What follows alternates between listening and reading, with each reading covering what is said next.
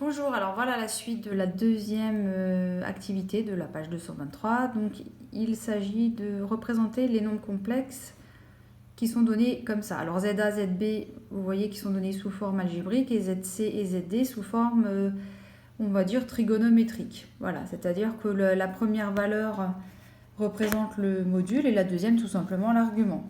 Donc c'est un couple avec deux valeurs qu'on a déjà vu. Alors, pour représenter le premier nombre complexe, c'est facile. ZA donc égale 5i. Son image va donc être sur l'axe des ordonnées.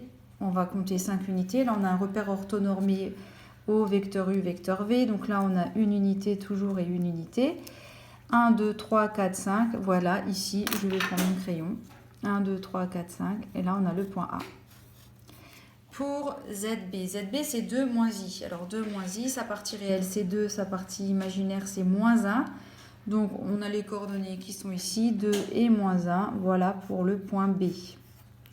Alors pour le point C, eh bien l'angle fait moins pi sur 2, l'argument de son image, et le module fait 4. Donc ça veut dire que la distance à l'origine elle est de 4 unités et l'angle fait moins pi sur 2. Moins pi sur 2, le sens indirect c'est le sens négatif, donc le sens des aiguilles d'une montre. On va prendre moins 90 degrés, on va compter 4 unités. 1, 2, 3, 4. 1. Donc on va être là, 1, 2, 3, 4. C'est le point C.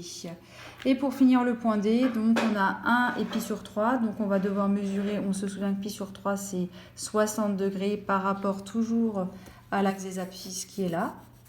60 degrés, alors moi j'ai un peu pris de l'avance, ici j'ai pris mon rapporteur, j'ai mesuré 60 degrés, ici.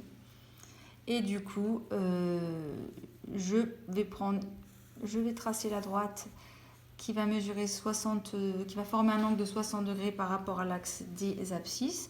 Et je vais compter donc ici une unité. Une unité, j'ai aussi déjà pris ma règle. Et je sais que ça arrive à là, puisque là, cette distance-là est égale à cette distance-là. Donc le point D, il est là. Alors si on voulait par exemple représenter le point E, dont la fixe est ZE qui a pour module, par exemple, 2 et pour argument, par exemple, on va dire pi sur 4. Comment est-ce qu'on pourrait faire? Eh bien, c'est simple, on va mesurer donc 2 unités, on va tracer un cercle de rayon 2, donc le point sera quelque part sur ce cercle-là, et ici il suffira de mesurer donc 45 degrés à partir de ce vecteur-là, et le point sera donc à l'intersection de une demi-droite qui fait 45 degrés et du cercle donc de centre O et de rayon 2 cm. Et là, on aurait notre point E.